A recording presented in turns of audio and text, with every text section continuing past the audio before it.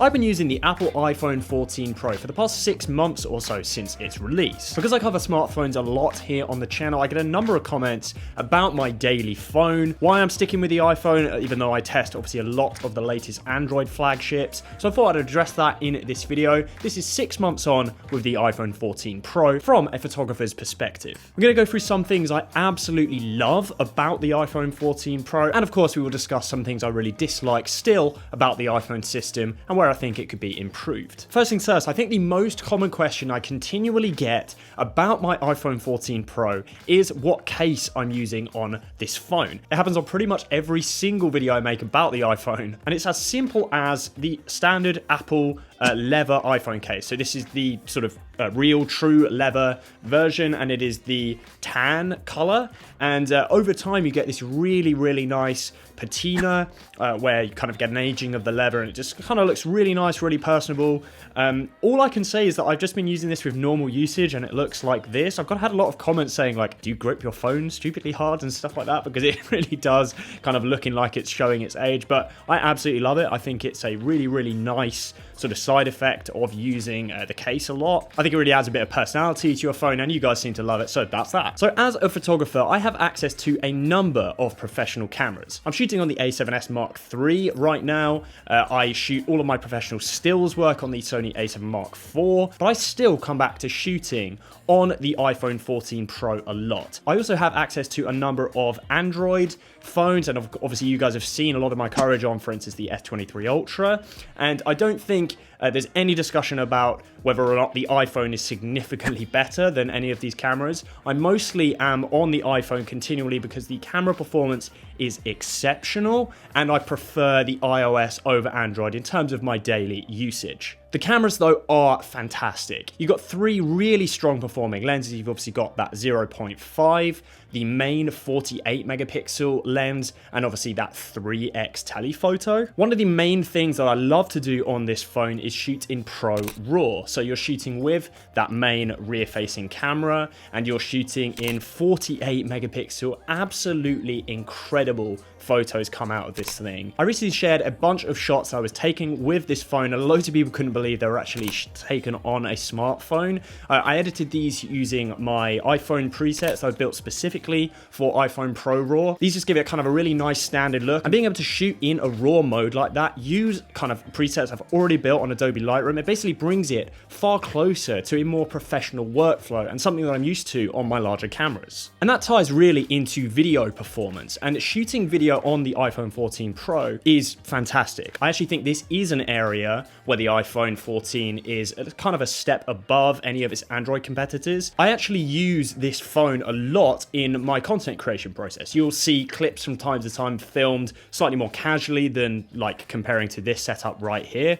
I often shoot those with my smartphone. Being able to have the flexibility of being able to do that with, the camera that you just carry around in your pocket is absolutely liberating. And the fact that the phones can now shoot like 4K 60 frames a second, it is genuinely a fantastic addition to my content creation suite. That ties on nicely to one of the things I just can't live without, and that is Airdrop. So I work on Macs. You can see like my MacBook plugged in behind me, and when I'm off shooting maybe something for a video, maybe some photos, and they're editing them, like I said, in Lightroom, it is unbelievably easy to just airdrop those files straight over to my Mac, and they're literally there in seconds. Like the cohesiveness between iOS and Mac is still like the main advantage for me about using an iPhone. And again, that's probably one of the most significant reasons, not just airdrop, but its kind of integration into the iOS system. That's one of the main advantages as to why I stay with an iPhone over other Android phones. Like I said, I can literally just record a quick clip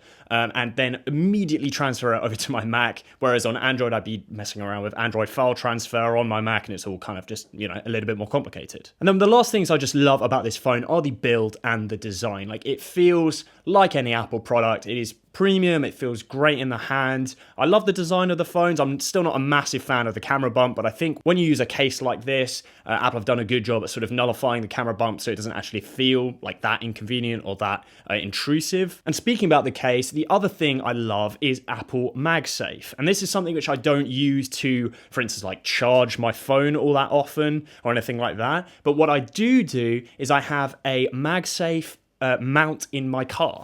There you go, like, look at that. Let's try that again. Absolutely love it.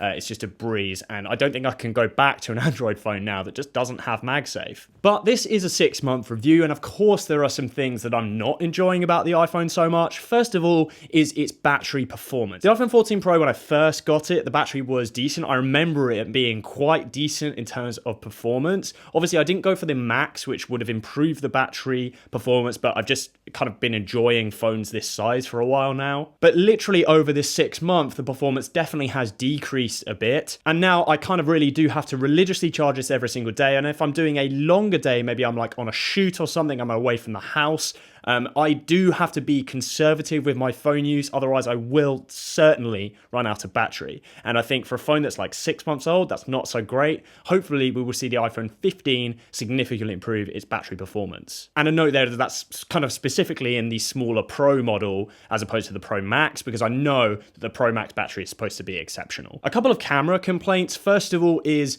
I'm still not happy with the amount of sharpening in standard JPEG shots. I've talked about the advantage of shooting these beautiful 48 megapixel RAWs or even the 12 megapixel RAWs, and you're able to mess around and play with those shots and reduce the sharpening. But on the standard JPEG mode, the standard just kind of capture on the iPhone, there is still a significant amount of sharpening in the photos, and that's just not ideal for me. Hopefully this is a trend that is going to continually decrease on smartphone photography. And then next is that we have an array of lenses. Obviously that 20, I think it's a 24mm focal range on the main camera. I would love, personally, a 35mm true readout. I don't know if we're ever going to be able to see this. I just love shooting 35. It's like my favorite focal length, especially for photography. I understand why phone manufacturers continually use these slightly wider main focal lengths, but if we were able to get a true readout 35mm, maybe it's like a button like the 2X, except it's like a